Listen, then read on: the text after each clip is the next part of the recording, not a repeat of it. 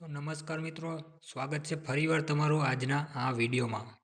તો આજના વિડીયોમાં આપણે વાત કરશું પશુપાલન લોન યોજના વિશે.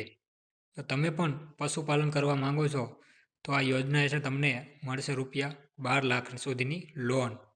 ફોર્મ કઈ રીતે ભરવું, કઈ વેબસાઇટ ઉપર ભરવું અને ક્યારે ભરવું, સંપૂર્ણ માહિતી આપણે આજના વિડીયોમાં જોઈ લઈશું.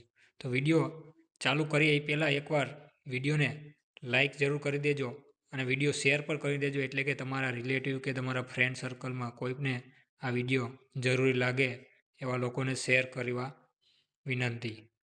તો ચાલો વિડીયોને હવે ચાલુ કરીએ. તો સૌથી પહેલાં જાણીએ કે આ લોન વિશે. તો પશુપાલન લોન યોજના 2026. ભારત એક કૃષિ પ્રધાન દેશ છે અને અહીં ખેતીની સાથે પશુપાલન એનિમલ હસબેન્ડરી પણ ખેડૂતોની આવકનો મુખ્ય સ્ત્રોત છે. જો તમે પણ આ પશુપાલન વ્યવસાય શરૂ કરવા માંગો છો, તો તમારી પાસે ગાય ભેંસ અને તેને વધારવા માંગતા હોય તો સરકાર માટે પશુપાલન લોન યોજના લઈને આવી છે. મિત્રો, આ યોજના અંતર્ગત પશુપાલન કે તબેલા બનાવવા માટે, નવા પશુઓ ખરીદવા માટે ઓછા વ્યાજે લોન અને સબસિડી આપવામાં આવે છે. તમે પણ આ યોજનાનો લાભ લેવા માંગતા હોય તો તમારે એપ્લાય ઓનલાઈન કરવું પડશે. આ આર્ટિકલમાં અમે તમને બતાવશું registration process, eligibility criteria, document require અને ઓફિશિયલ નોટિફિકેશન વિશે સંપૂર્ણ માહિતી આપશો. આર્ટિકલના અંતે આપેલ ડાયરેક્ટ લિંક પરથી તમે ફોર્મ પણ ભરી શકશો. તો આ યોજના વિશે હજી થોડું વધારે માહિતી મેળવે મિત્રો. કેન્દ્ર સરકાર અને વિવિધ રાજ્ય સરકાર દ્વારા પશુપાલકોની આવક બમણી કરવા માટે આ પશુપાલન લોન સ્કીમ ચલાવવામાં આવે છે. આમાં કિસાન ક્રેડિટ કાર્ડ દ્વારા પશુપાલનને લોન આપવામાં આવે છે અને નેશનલ લાઇવસ્ટોક મિશન અંતર્ગત સબસિડી પણ મળે છે. વર્ષ 2026માં બેંકો જેવી કે SBI પશુપાલન લોન દ્વારા ખેડૂતોને સરળ હપ્તે લોન આપવામાં આવે છે.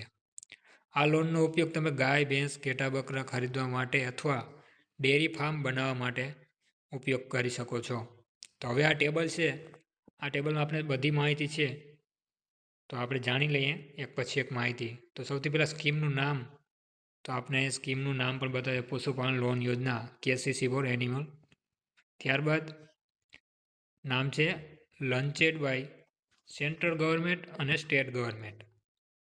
ત્યાર પછી આ બેનિફિટ્સ કોને છે, તો ફાર્મરને છે, ડેરી ઓનરને છે અને પશુપાલકને પણ આનો ફાયદો થાય છે. ત્યાર પછી અમાઉન્ટ કેટલું છે લોન, તો 1.60 લાખથી લઈને 12 લાખ સુધીની તમને લોન જે છે એ તમને મળી શકે છે મિત્રો. ત્યાં સબસિડી છે એ 50% તમને સબસિડી મળશે અને ઇન્ટરેસ્ટ જે લોનનું જે વ્યાજ છે તે છે 4 થી 7%. આ એપ્લિકેશન મોડ છે, ઓનલાઈન બી કરી શકો અને ઓફલાઈન બી કરી શકો, તમે બેંક ઉપર જઈને પણ કરી શકો. ત્યારબાદ આની ઓફિશિયલ વેબસાઇટ આપણે અહીંયા આપેલી છે કે DAHD.nic.in. આના ઉપર જઈને તમે એપ્લાય કરી શકો છો. તો મિત્રો, હવે આપણે જાણશે કે સરકારનો આ લોન દેવા પાછળનો મુખ્ય ઉદ્દેશ શું છે. તો તેમાં આપણે મુદ્દા એક તો આ પહેલો મુદ્દો છે કે સરકારનો મુખ્ય ઉદ્દેશ છે ગ્રામીણ વિસ્તારમાં રોજગારી વધારવાનો. ત્યાર પછી બીજું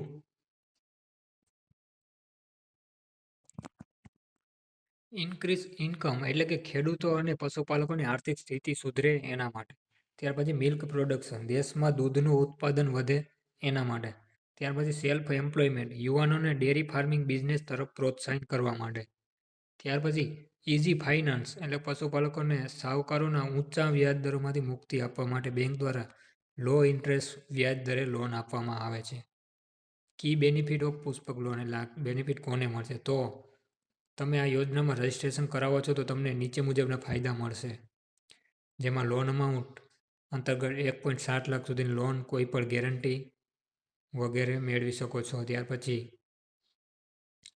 સબસિડી, એટલે કે જો તમે ડેરી ફાર્મ પ્રોજેક્ટ શરૂ કરશો તો NABARD અને અન્ય યોજનાઓ હેઠળ 25%થી 25% સુધીનો સબસિડી મળી શકે. ત્યાર પછી લો રેટ, એટલે વ્યાજનો દર પણ તમને ઓછો રહેશે, એટલે કે 3% સુધી મળશે. ત્યાર પછી ફિક્સ રિપ્લેસમેન્ટ, લોન ભરવા માટે તમે 5 વર્ષ સુધીનો સમય મળી શકે છે. હવે એલિજિબિલિટી ક્રાઇટેરિયા આપણે જોઈ લે કે કોણ આ ફોર્મની એટલે ફોર્મ ભરી શકેલા યોજના કોણ લઈ શકે. તો લોન મેળવવા માટે અરજદારે નીચેની શરતો પૂરી કરવી જરૂરી છે, જેમાં સિટીઝનશીપ એટલે અરજદાર ભારતના નાગરિક હોવા જોઈએ. ત્યાર પછી ઓક્યુપેશનલ એટલે કે ખેડૂત, પશુપાલકો, મત્સ્યપાલો અથવા એસએચજી સેલ્ફ હેલ્પ ગ્રુપ આ માટે પાત્ર છે. ત્યાર પછી એજ લિમિટ અરજદારની ઉંમર ઓછામાં ઓછી 18 વર્ષ હોવી જોઈએ. ક્રેડિટ હિસ્ટ્રી અરજદારનો સિબિલ સ્કોર સારો હોવો જોઈએ અને કોઈપણ બેંકનો ડિફોલ્ટર ન હોવો જોઈએ. ત્યાર પછી ઇન્ફ્રાસ્ટ્રક્ચર ડેરી ફાર્મ માટે પશુઓને રાખવા માટે પૂરતી જગ્યા, પાણીની વ્યવસ્થા એ પણ હોવી જરૂરી છે. ત્યાર પછી હવે વાત કરીશું મેઇન ટોપિક ઉપર આપણા ડોક્યુમેન્ટ તમારે કયા કયા જોશે એના ઉપર વાત કરી લઈશું મેન.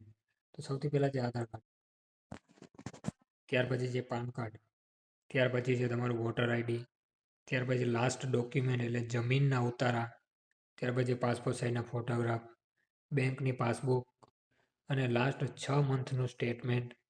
ત્યાર પછી પશુ હેલ્થ સર્ટિફિકેટ પશુનું આરોગ્ય પ્રમાણ જો લાગુ પડતું હોય તો. પછી પ્રોજેક્ટ રિપોર્ટ જો મોટી લોન લેવી હોય તો. તો આ હતા એટલા ડોક્યુમેન્ટ જે 8 પ્રકારના ડોક્યુમેન્ટ છે એની તમારે જરૂર પડશે. હવે આ મિત્રો છે તમે ઓનલાઈન અરજી તમારી રીતે જ કરવી હોય તો તમે આ વેબસાઇટ ઉપર જઈને ઓનલાઈન કરી શકો છો. જન સમર્થ પોર્ટલ ઉપર જઈને, જેમાં આ સ્ટેપ આપને આપેલા છે 1, 2, 3, 4, 5, 6 અને 7. આ સ્ટેપ રીતે તમે ઓનલાઈન તો કરી શકો. તમારે ઓનલાઈન ના કરવું હોય તો તમે નજીકની બેંકમાં જઈને એપ્લાય કરી શકો છો. તો મિત્રો આ હતો આપણો આજનો વિડીયો જે પશુપાલન લોન યોજના વિશે હતો. વિડીયો તમને પસંદ આવે તો લાઈક જરૂર કરી દેજો અને જરૂરમંદ માણસો સુધી શેર પણ કરી દેજો.